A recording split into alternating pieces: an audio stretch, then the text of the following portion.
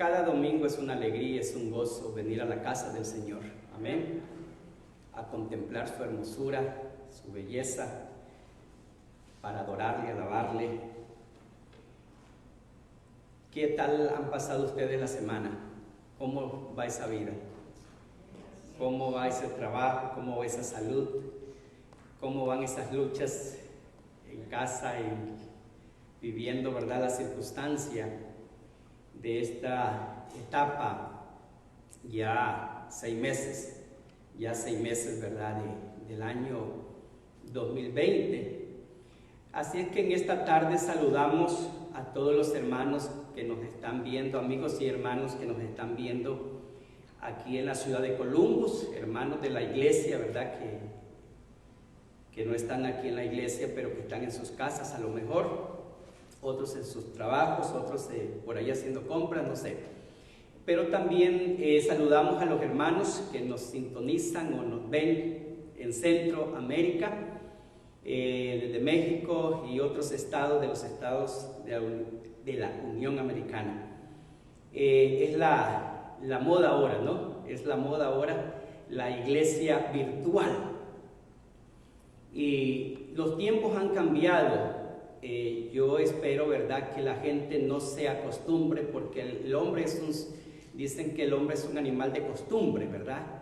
Es un ser de costumbre. Yo solamente espero, ¿verdad?, que la gente después de todo esto no se acostumbre de pronto a ver el culto allá en su sillón, en la sala, o en su cama, o en el baño, o en el parque, no sé a dónde, porque de veras el templo, el lugar donde nos reunimos como iglesia, ¿verdad?, no lo sustituye nada.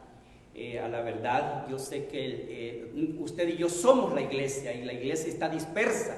La iglesia universal está dispersa por la ciudad, por el mundo, por todas las naciones. Pero siempre la palabra nos invita a congregarnos, nos invita, ¿verdad?, a compartir los unos con los otros. Siempre nos invita a que nos reunamos, siempre nos invita a la comunión para adorar al Señor juntos. Pues bien, hermanos, así es que yo les invito a abrir sus Biblias, por favor, en el libro de Jueces. En el libro de Jueces. Vamos a estar en el primer capítulo del libro de Jueces y también en el último capítulo de Josué. Vamos a hacer la transición entre el último capítulo de Josué. Si usted busca Jueces, va a encontrar Josué. Prácticamente Jueces, ¿verdad?, es después de Josué. Damos gracias a Dios, a los hermanos que nos trajeron la alabanza y la adoración en esta hora. Así es que en ausencia de mi hijo, el Señor siempre provee adoradores. Amén. Ok, hermanos, entonces estamos en Josué, el último capítulo, y en el primer capítulo de Jueces. ¿Todos tienen sus Biblias, hermanos? Sus Biblias en mano.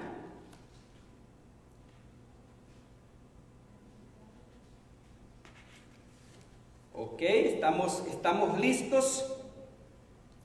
Hoy le he puesto el título a mi mensaje, La otra generación. Repito, la otra generación. La otra generación. Bien. Así es que el capítulo texto clave es Jueces capítulo 2:10, pero antes de eso quiero a manera de introducción. A Jueces, el libro séptimo de la Biblia. Tenemos Génesis, Éxodo, Levítico, Número, Deuteronomio, después tenemos Josué, y el séptimo es el libro de Jueces. Jueces probablemente, dice la tradición, que fue escrito por Samuel, probablemente en el año 1100 antes de Cristo. Fue una época marcada por la apostasía, es decir, la negación de la fe. Una época de decadencia moral, decadencia espiritual, una era de mucho pecado y de mucha idolatría. cuando se escribe el libro de los jueces. Bien, en el último capítulo de Josué, por favor les invito a abrir Josué 24:14, nada más retroceda una hoja de su Biblia para que usted llegue más rápidamente, ¿verdad?, al último capítulo de Josué.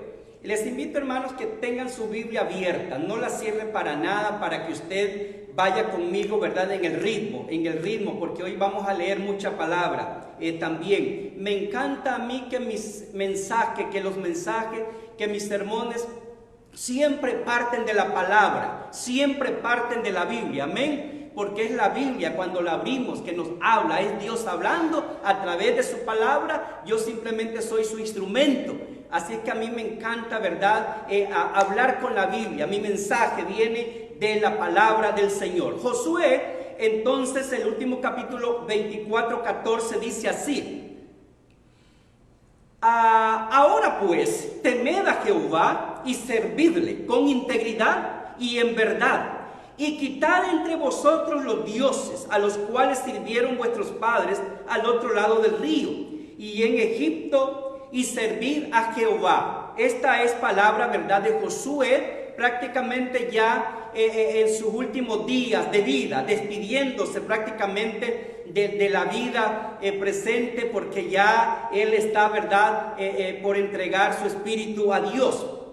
Y dice, versículo 15: y si mal os parece, servid a Jehová, escogeos hoy a quien sirváis, si a los dioses a quienes sirvieron vuestros padres cuando estuvieron al otro lado del río, o a los dioses de los amorreos en cuya tierra habitáis.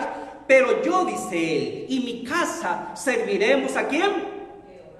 A Jehová. Entonces el pueblo respondió. Vean lo que el pueblo responde: nunca tal acontezca que dejemos a Jehová para servir a otros dioses. Esta es palabra que está respondiendo el pueblo a la exhortación, al llamado, al reto de Josué. En el versículo 21, en el verso 21, el pueblo entonces dijo a Josué: no, sino que a Jehová serviremos. Vean ustedes, es palabra del pueblo.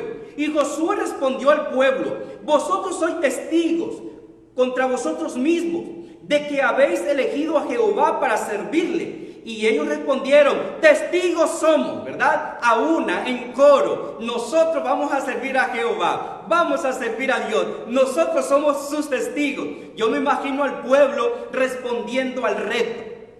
Versículo 23: quitad pues ahora los dioses ajenos que están entre vosotros, e inclinad vuestro corazón a Jehová, Dios de Israel. Y el pueblo respondió a Josué: a Jehová nuestro Dios serviremos. Ya me imagino yo cantando: a Jehová nuestro Dios serviremos, y a su voz obedeceremos. Entonces Josué hizo pacto con el pueblo el mismo día, y le dio estatutos y leyes en Siquem. Y escribió Josué estas palabras en el libro de la ley de Dios, y tomando una gran piedra, la levantó allí debajo de la encina que estaba junto al santuario de Jehová. Y dijo Josué a todo el pueblo: he aquí esta piedra, no servirá de testigo, de testimonio, porque ella ha oído todas las palabras que Jehová nos ha hablado. Será pues testigo contra vosotros, para que no mintáis contra vuestro Dios. Y envió Josué al pueblo, cada uno a su posesión. Bien, Josué entonces se despide haciendo un pacto, llamando al pueblo, llamando a su gente a hacer un pacto de fidelidad con el Dios de Israel. Pero ya en Jueces, pasemos la hojita. Hermanos, pasemos la hojita. Jueces, capítulo 1, dice así: aconteció después de la muerte de Josué que los hijos de Israel consultaron a Jehová diciendo: ¿quién de nosotros subirá primero a pelear contra los cananeos? Y Jehová respondió: Judá subirá. Aquí está marcando entonces una transición. una nueva era. Recuerden ustedes que Moisés marcó toda una época, desde Egipto hasta el desierto. Delegó su autoridad. Dios llamó a Josué. Ahora Josué está pasando la antorcha. Está pasando la antorcha. Se la está pasando a Judá. Se la está pasando a una nueva generación. Pero vamos a ir al capítulo 2. Pase una hojita. 2 del 8 al 10. Vean lo que dice el escritor de Jueces. Pero dice: murió Josué, hijo de Nun, siervo de Jehová, de 110 años. Y lo sepultaron en su heredad, en Timnat Sera, en el monte de Efraín, al norte del monte de Gaz. Pero el versículo 10 es mi texto clave, mi texto favorito en esta tarde. Léanlo conmigo en coro. ¿Qué les parece, hermanos? Todos juntos. Y toda aquella generación, no los escucho, también fue reunida a sus padres. Y se levantó después de ellos, ¿otra qué? Otra generación que no conocía a quién, a Jehová, ni la obra que él había hecho por Israel. Este es el escritor de Jueces, el escritor sagrado. Nos narra que toda aquella generación de Josué y de Moisés murieron y fueron reunidos con sus padres. Y dice el texto: y se levantó después de ellos otra generación. Haga la diferencia. Una vieja generación, ahora una nueva generación. Aquella generación pasada, con mucho costo, con mucha lucha, fueron obedientes al Dios de Israel, ¿sí? Pero ahora, dice el escritor sagrado, se levanta una nueva generación. Es decir, esa nueva generación está marcada, ¿verdad?, por gente joven. Por gente joven. Niños, adolescentes y jóvenes adultos, probablemente. Que no conocía a Jehová, que no conocía al Dios de sus padres, o dejaron de conocerle, porque probablemente la vieja generación no hizo la transición entre lo viejo y lo nuevo. Probablemente la vieja generación descuidó la comunión, su relación con el Dios de Israel. Toda esta generación pasada tenían entonces los 10 mandamientos, tenían la ley moral del monte Sinaí, tenían la ley de Moisés dada en el Éxodo. Esta generación habían visto la gloria de Dios en la noche, en el día, a toda hora, milagros, prodigios y señales. Dios habló con Moisés cara a cara, y dice en una parte que vio parte de su espalda. Tremendo. Así es que esta generación no tiene excusa, no tiene ningún pretexto.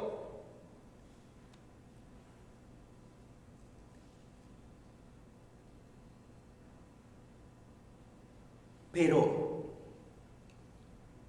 Jueces 2:11 en adelante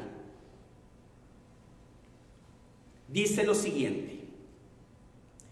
El versículo 11 dice: después los hijos de Israel, ¿qué dice? Hicieron lo malo ante los ojos de Jehová y sirvieron ¿a quiénes? A los Baales, dioses extraños, dioses de los amorreos, de los heteos, de los fereceos, de los cananeos, dioses paganos. Dejaron a Jehová, el Dios de sus padres, al Dios verdadero que los había sacado de Egipto, y se fueron tras otros dioses, los dioses de los pueblos que estaban a sus alrededores, a los cuales adoraron y provocaron la ira de Jehová, provocaron la ira de Dios, y dejaron a Jehová y adoraron a Baal y a Astarot.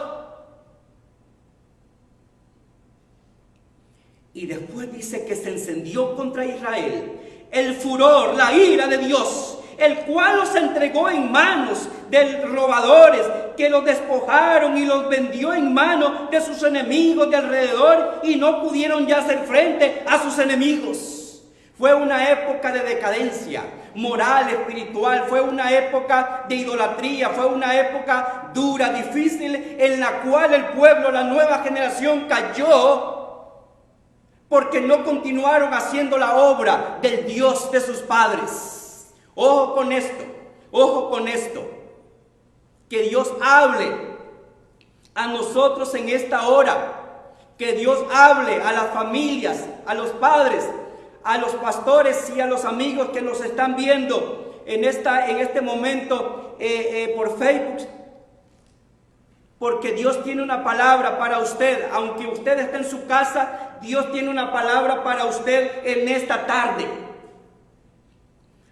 Así es que dice el escritor: después los hijos de Israel hicieron lo malo. Hicieron lo malo. Y más adelante dice que en el versículo 16, el 2:16, y Jehová, dice, levantó jueces que los librasen de mano de los que les despojaban. Jueces, levantó jueces, de tal manera que el libro de Jueces marca una época, marca una era, marca una historia.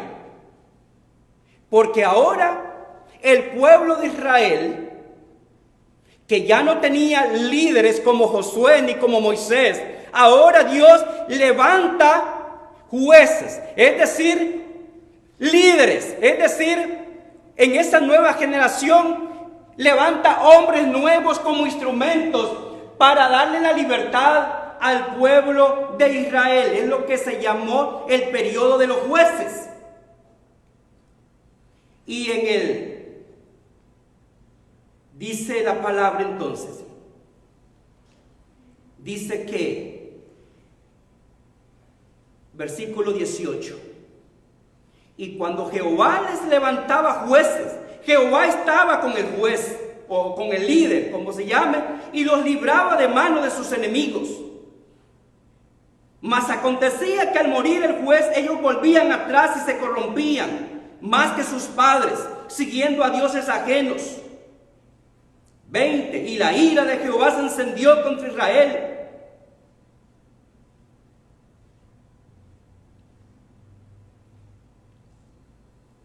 Y dice que vamos a ir al capítulo 3. Vamos a avanzar al capítulo 3. Versículo 7. Dice: hicieron pues los hijos de Israel lo malo ante los ojos de Jehová. Lo repite el escritor. Hicieron lo malo, hermano. ¿Y qué es lo malo?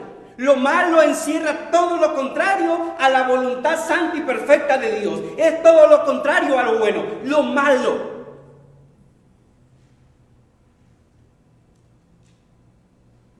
Y olvidaron a Jehová su Dios y sirvieron a los Baales y a las imágenes de acera.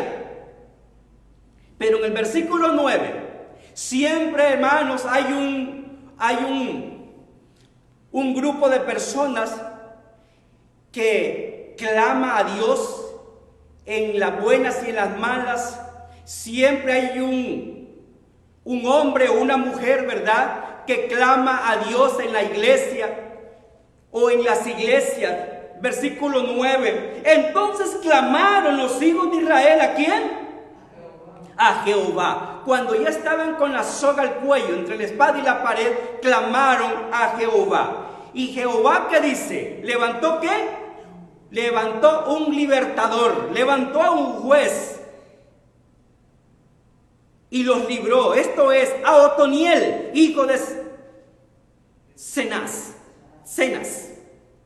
Este fue el primer juez o libertador llamado Otoniel, o el primer líder en la era de los jueces.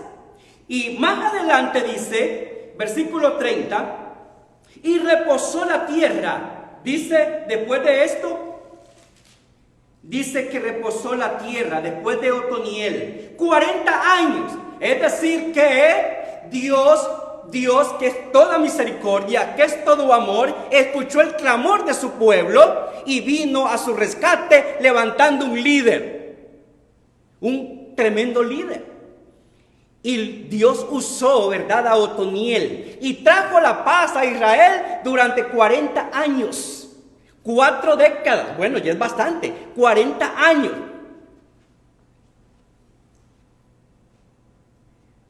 Pero en Jueces 3:12,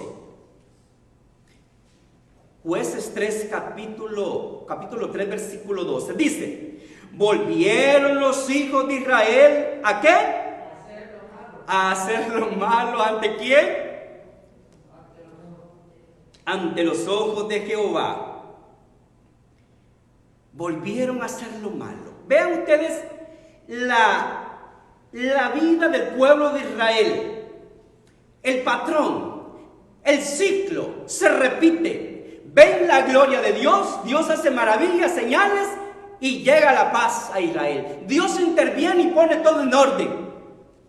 Y luego ellos se desordenan otra vez y Dios tiene que venir a rescatarlos de nuevo. ¿No es así la vida cristiana? ¿No es así la vida muchas veces de la gente de las iglesias? Aplicándolo a nuestros tiempos. Y en el 3:12 dice que volvieron los hijos de Israel a hacer lo malo. Y Dios les levantó un nuevo líder. Un líder llamado Ahod, hijo de Gera, benjamita, y llama la atención, el cual era zurdo. El cual era zurdo. Me pregunto, bueno, zurdo o derecho, ¿cuál es la diferencia? Pero el escritor dice, era zurdo. Pero más adelante, viera qué interesante, el por qué puso el que era zurdo. ¿Saben lo que es zurdo, verdad? El que hace sus cosas con la zurda. ¿Ok? Y era zurdo.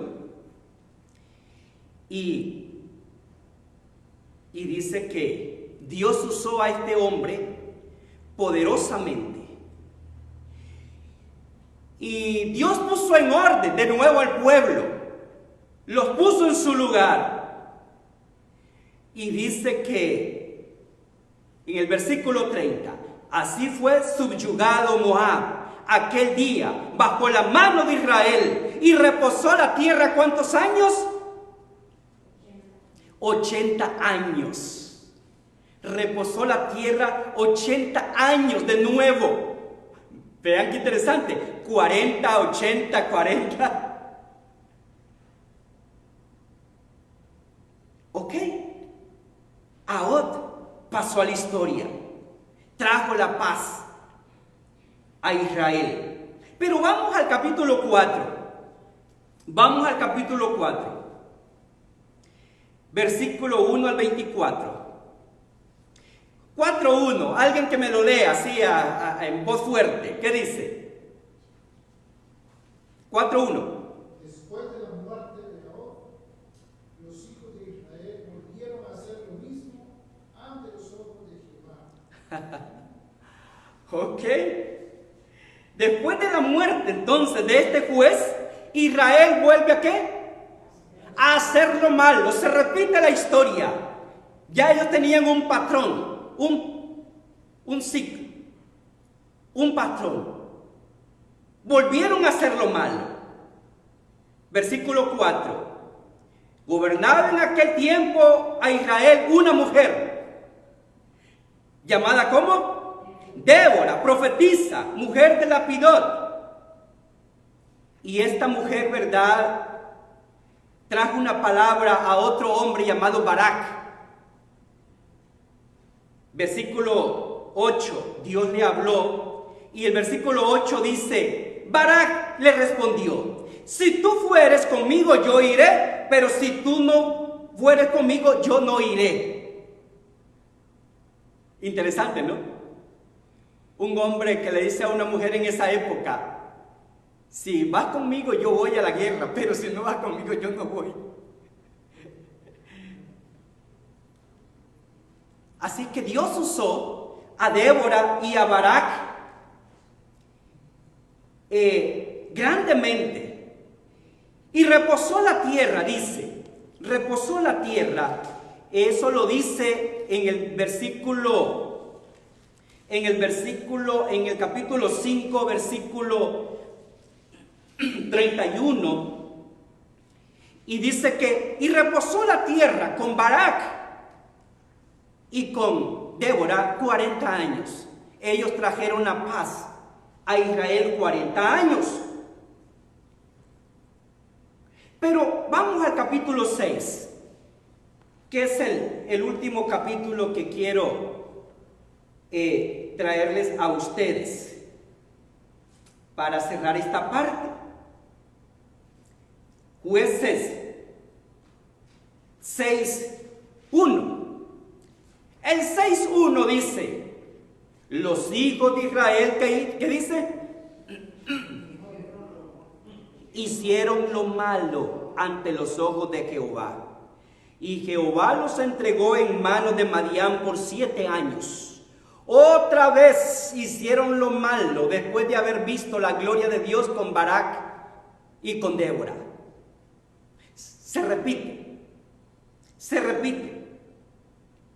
Pero en el 11:14, versículo 11:14, 6, versículo 11. Y vino el ángel de Jehová y se sentó debajo de la encina que está en Ofra, la cual era de Joás Abieserita. Y su hijo Gedeón estaba sacudiendo el trigo en el lagar para esconderlo de los madianitas. Y el ángel de Jehová se le apareció y le dijo, Jehová está contigo, varón esforzado y valiente. Y Gedeón le respondió, Señor mío, si Jehová está con nosotros, ¿por qué nos ha sobrevenido todo este mal, toda esta desgracia? ¿Y dónde están todas sus maravillas que nuestros padres nos han contado? Diciendo, qué bárbaro Gedeón, ¿verdad? Le reclama al ángel. El ángel se le aparece y él le reclama, bueno, si es así, ¿por qué nos ha sobrevenido tanto mal, tanta cosa en nuestra nación? Esa es una pregunta que mucha gente se hace, ¿no es cierto?, hoy en día. Señor, si te amo tanto. Señor, si hay una nación que te ama. Si hay un pueblo que te sirve. Señor, ¿por qué se murió este? ¿Por qué se murió el otro? Señor, ¿por qué tanta hambre? Señor, ¿por qué? ¿Por qué esta pandemia? ¿Por qué tanta muerte? ¿Por qué tanto problema en nuestra nación? Esa es una pregunta que toda la gente se hace. Especialmente los que tienen su fe y el conocimiento de la palabra muy débil. Los que tenemos convicción en nuestro Dios no hacemos esa pregunta. Sabemos la respuesta. Sabemos el por qué. Tenemos marcado el mapa. Conocemos el pasado, el presente y lo que viene en el futuro. Lo que viene en el futuro para la iglesia, para sus hijos, para el mundo. No me sorprende. Solamente leo la Biblia y allí está todo. ¿No es cierto, hermanos? Allí está todo. Solamente lea la Biblia y sus respuestas vendrán. Lea la Biblia. Lea la palabra. Ahí está la respuesta.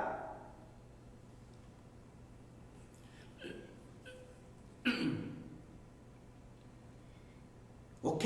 Así es que Dios levantó a un nuevo líder, a un nuevo hombre, a un nuevo juez llamado, ¿cómo?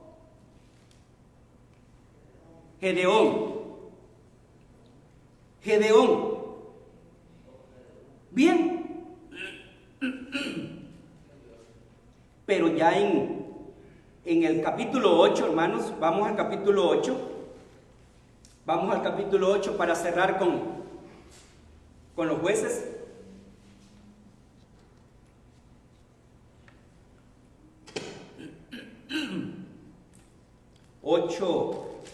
Versículo 33.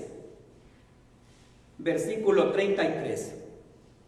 Dice así: pero aconteció que cuando murió ¿quién? Gedeón, los hijos de Israel, ¿qué dice? Se volvieron a hacer lo malo, se prostituyeron, yendo tras los Baales, y escogieron por diosa Baal Berit. Se prostituyeron, no viene, ¿verdad?, exactamente de prostitución. Prostitución significa también fueron infieles a Dios, cambiaron al Dios de sus padres, al Dios de Israel, lo cambiaron por otros dioses, y eso se llama prostitución también. Israel fue prostituto.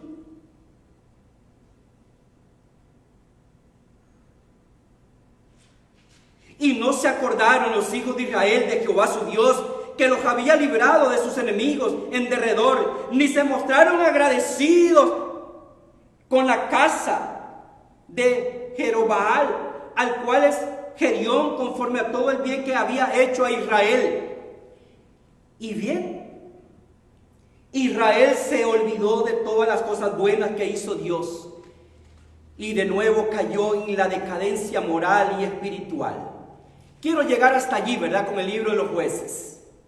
Quiero hacer un paralelo para ir cerrando, un paralelo al Nuevo Testamento. Quiero hacer un paralelo, quiero hacer una transición. Dejamos el Antiguo Testamento por un lado, amén. Vámonos al Nuevo, vámonos a la era cristiana, vámonos a la era de Cristo, a la era, ¿verdad?, cuando se empezó a escribir el Nuevo Testamento.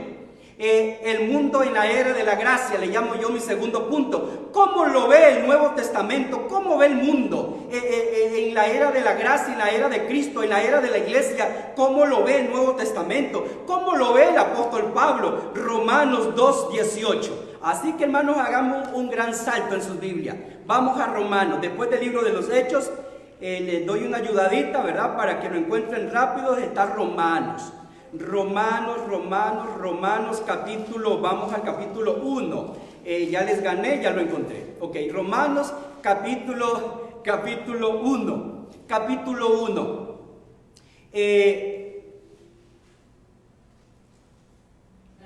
Dice así,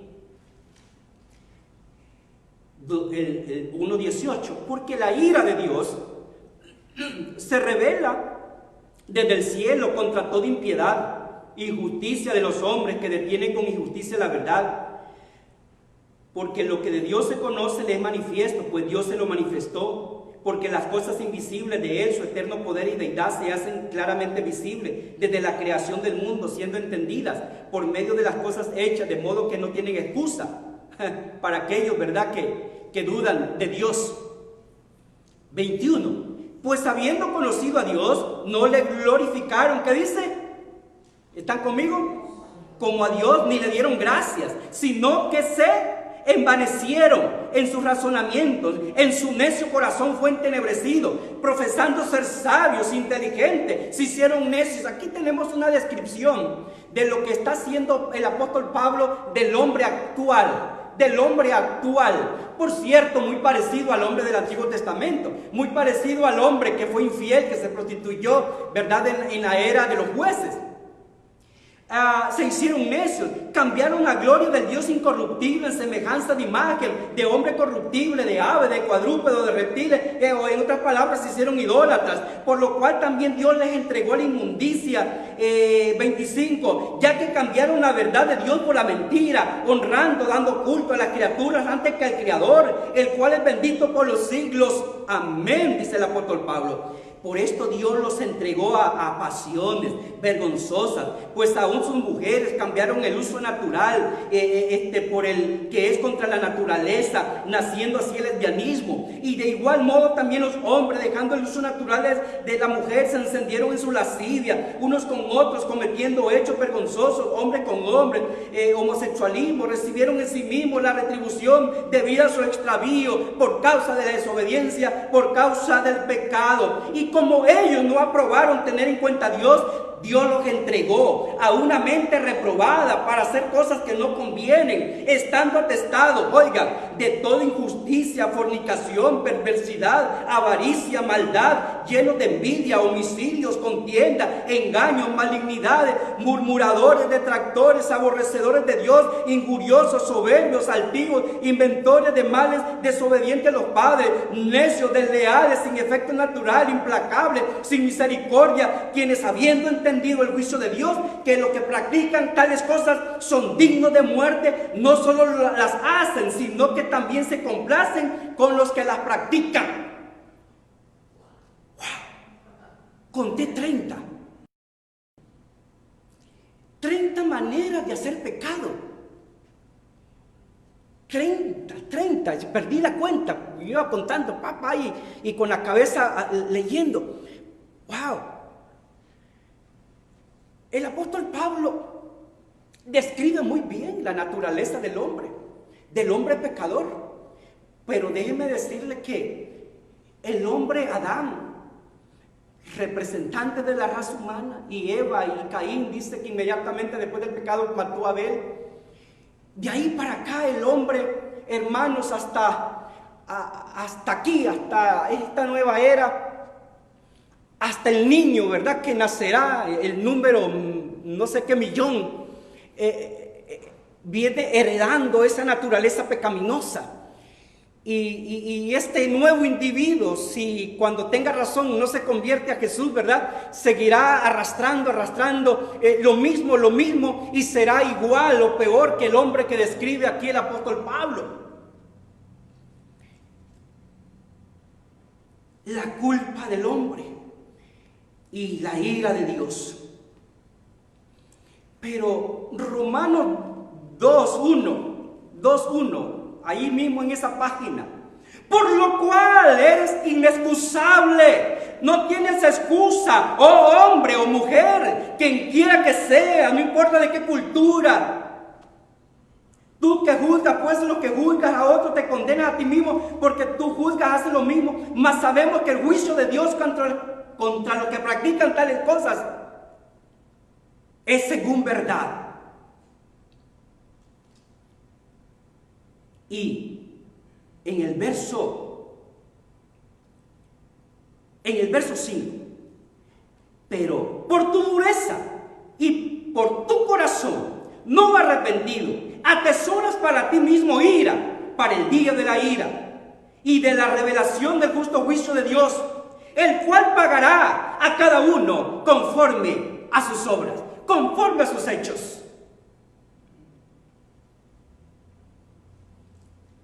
Y aquí está hablando especialmente, hermanos, a la iglesia. Está hablando al creyente. Está hablando a la mujer y al hombre de Dios que conoce esa palabra. Vida eterna a los que, perseverando en bien hacer, buscan gloria y honra e inmortalidad. Pero ira y enojo a los que son contenciosos y no obedecen a la verdad, sino que obedecen a la injusticia. Tribulación, angustia, sobre todo el ser humano que hace lo malo, al judío primeramente y también al griego. Termino esa palabra allí y doy paso a Romanos capítulo 13. Nada más avance usted así rapidito, porque el tiempo es oro. El tiempo es oro. 13, dice 13:11, versículo 13, versículo 11 dice: y esto, dice el mismo apóstol Pablo, y esto, conociendo el tiempo, que ya es hora de levantarnos del sueño, porque ahora está más cerca de nosotros nuestra salvación que cuando creímos. La noche está avanzada y se acerca el día Desechemos pues las obras de las tinieblas y vistámonos de las armas de la luz. Andemos como de día, honestamente, no en glotonería, borrachera, en lujuria, lascivia, no en contiendas y envidia, sino vestidos del Señor Jesucristo, y no proveáis para los deseos carnales. Aleluya. Esto es palabra de Dios. Esta es una exhortación, un llamado al despertar para arrepentirnos. Pero termino con 2 Timoteo 3, así rapidito. 2 Timoteo 3, desde que estoy terminando, perdón hermano, pero yo sé que el Señor está hablando, estoy montado, ¿verdad?, en esa tabla de surf, así que no voy a caerme, ¿verdad?, no voy a bajarme todavía. Solamente permítanme 2 Timoteo capítulo 3. El mismo apóstol Pablo hablando de la situación de los postreros tiempos. Los postreros tiempos. San Pablo escribió a finales del siglo I.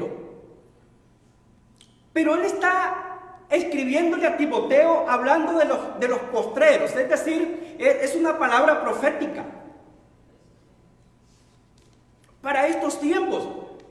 Oiga, hermano, ¿cómo está el mundo ahora? ¿Cómo está el mundo ahora? Esta es una descripción, esta es una fotografía de cómo está el mundo ahora. También debes saber esto, que en los postreros días, siglo XX, siglo XXI, vendrán tiempos peligrosos, porque habrá hombres amadores de sí mismos, avaros, vanagloriosos, soberbios, blasfemos, desobedientes a los padres. Oigan, hijos, desobedientes a los padres, repito, hijos, desobedientes a los padres, ingratos, impíos, sin afecto natural, implacables, calumniadores, intemperantes, crueles, aborrecedores de lo bueno, traidores, impetuosos, infatuados, amadores de los deleites más que de Dios, que tendrán apariencia de piedad, pero negarán la eficacia de ella. A esto se evita.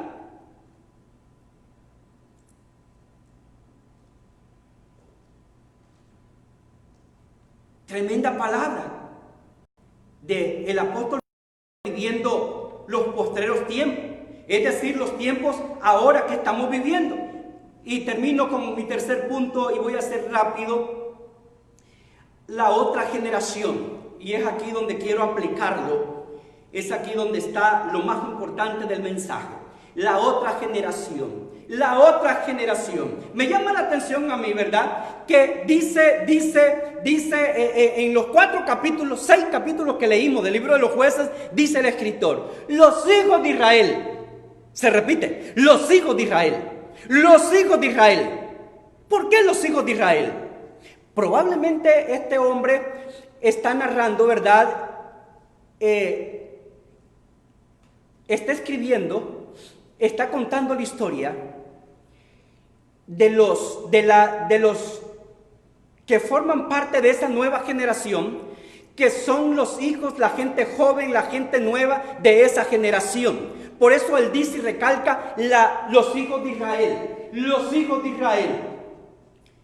La otra generación, nueva generación, nueva generación. Y dice entonces el pasaje para repetirlo por si se nos ha olvidado. El versículo 2:10. Y toda aquella generación también fue reunida a sus padres, y se levantó después de ella otra generación que no conocía a Jehová. Mi preocupación, mi gran preocupación es en estos tiempos. Se dice hoy en día, ¿verdad?, que muchos países de Europa, aquellos países que trajeron el evangelio a Latinoamérica, por ejemplo España, hoy en día se dice que es casi ateo. Muchos países de Europa que conocieron a Jesús por medio del catolicismo romano se están alejando de Dios.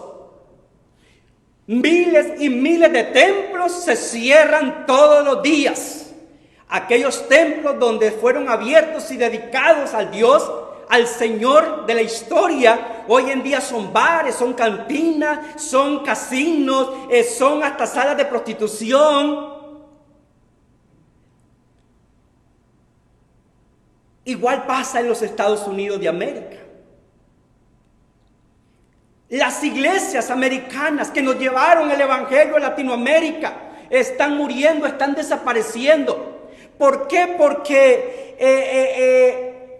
nuestras denominaciones, nuestras iglesias, nuestros pastores no hicieron sabiamente la transición de la vieja generación y la nueva generación, de tal manera, ¿verdad?, que nuestros templos metodistas o templos históricos en esta nación son ahora vitrina, con fotografías de hombres y mujeres que fueron líderes en esas iglesias, y ahí están sus fotos y sus espíritus están paseando por los templos. ¿Dónde están los jóvenes? ¿Dónde están los jóvenes? Jóvenes que están en la iglesia cuando tienen 16 años, 17 años.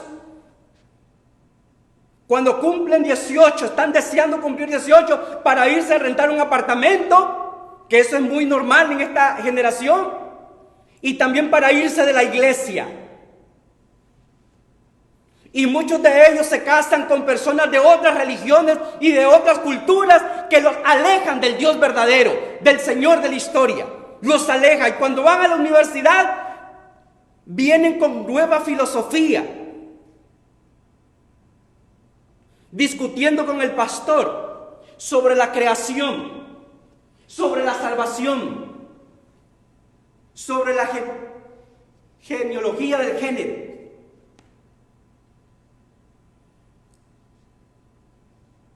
Una sociedad posmodernista donde todo es relativo, nada es malo.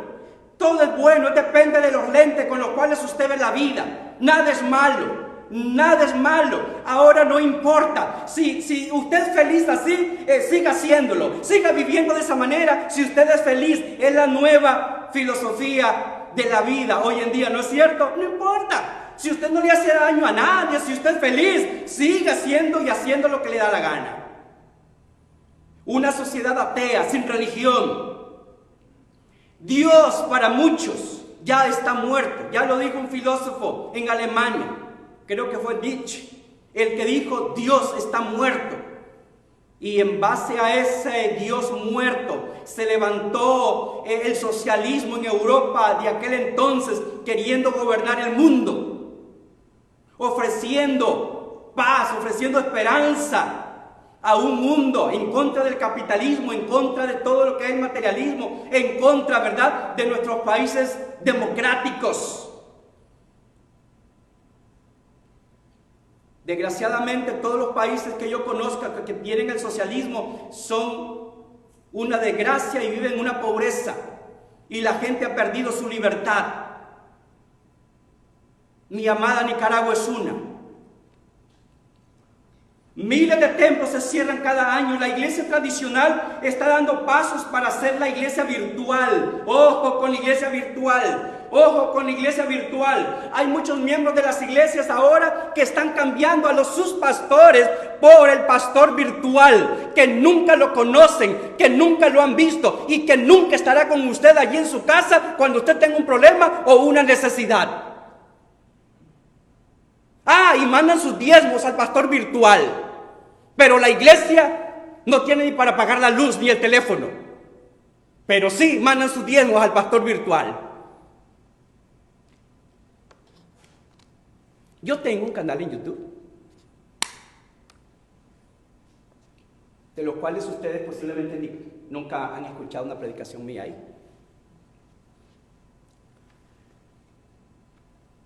No estoy en contra de eso.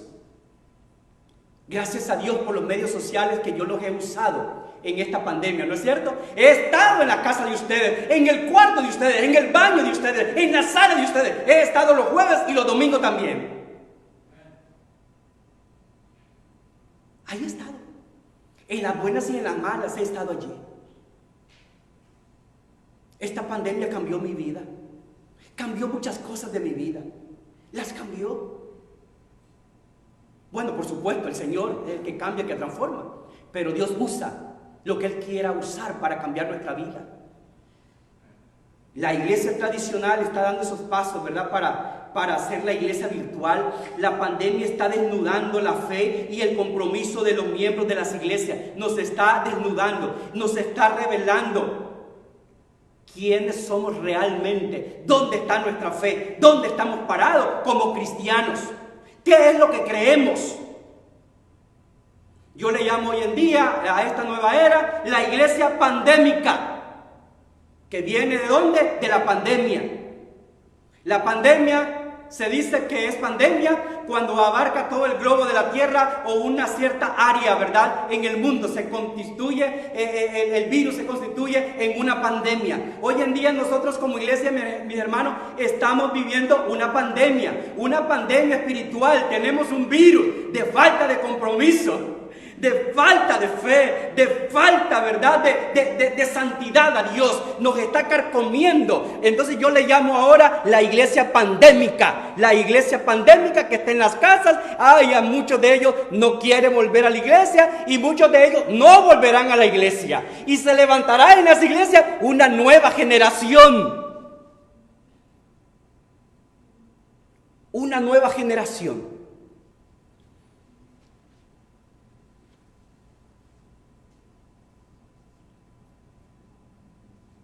Una nueva iglesia. Y la hora de la verdad está llegando y nos está desnudando realmente quiénes éramos y quiénes somos ahora. ¿Por qué? Porque el Señor viene. Amén, hermanos. El Señor está a las puertas. Él viene. Él está a las puertas. Así que el Señor nos está llamando ahora, hermanos, a renovar nuestra fe, a renovar nuestra vida cristiana, nuestra vida espiritual. Y a la nueva generación. Y a los padres, exhortarles en el amor del Señor, que usted siga predicando a sus hijos. Aunque a sus hijos no les guste la Biblia, sea anticuada y aburrida, sígales predicando la palabra, sígalos instruyendo en la palabra. Y aun cuando fueren jóvenes, fueren grandes o fueren adultos, dice que recordarán lo que usted les sembró.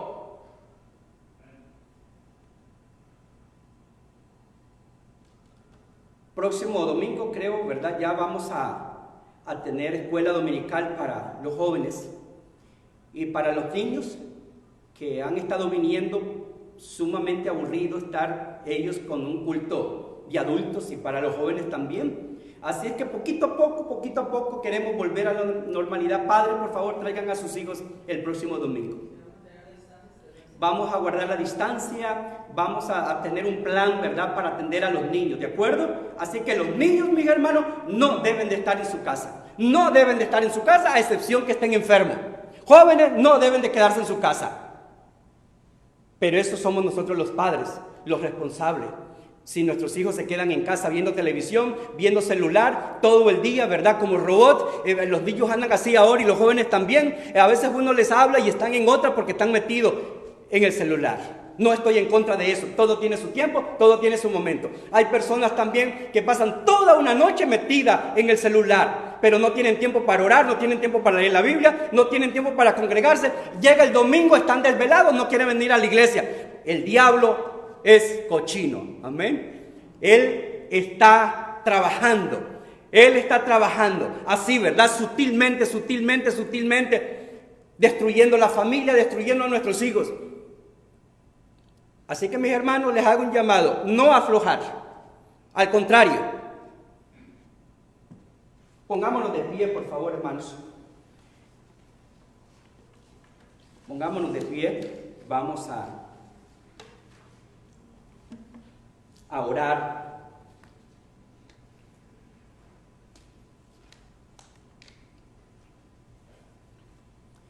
Señor Jesús, gracias por tu palabra en esta tarde, porque ha sido predicada prácticamente textualmente, Señor.